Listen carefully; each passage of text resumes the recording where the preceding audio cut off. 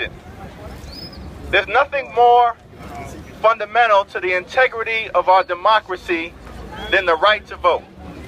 And that is why Congress came together as a result of Dr. King and John Lewis and the Civil Rights Movement 50 years ago and enacted the Voting Rights Act of 1965 into law.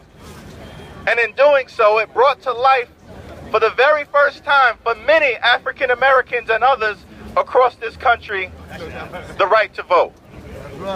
And we know that over the last 50 years we've come a long way in America, but our presence here today makes clear that we still have a long way to go.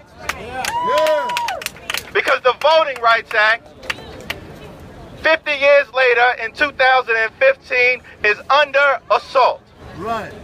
It's under attack by the Supreme Court. It's under attack by conservative activists. It's under attack even here in New York City by the Board of Elections. And it's under attack all across the United States of America. In the aftermath of the historic election of Barack Obama, just a few short years later, in 41 states, there were 180 voting suppression laws introduced all across the land. In the aftermath of the election of Barack Obama. Do you think it was a coincidence? No. Was it a coincidence? No. Was it a coincidence? No. I'm just saying. The Voting Rights Act is under attack. Because though we've made tremendous progress here in America, as recent events have demonstrated to us, including down in Charleston, South Carolina, while Jim Crow may be dead, he's still got some nieces and nephews that are alive and well. And that's why we've got to fix the Voting Rights Act and fix it now. And I don't really understand the problem.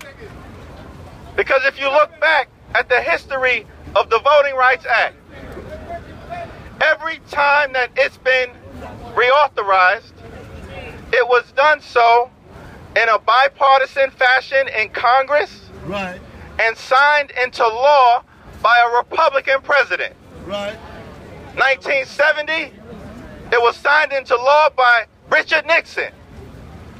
In 1975, it was signed into law by Gerald Ford.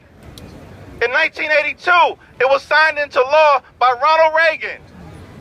In 2006, it was signed into law by George W. Bush. And so we're here to say, John Boehner and Mitch McConnell, what the hell is the problem? Get it done, and get it done now.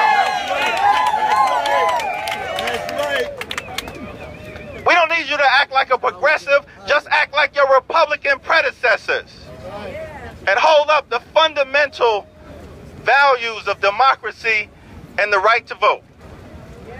Because the right to vote and participating in our representative democracy that allows people like Grace Meng and Jerry Nadler and myself to go to Washington, and Tish James to go to City Hall, and Annette Robinson and Latrice Walker to go to Albany, is a fundamental issue for all of us.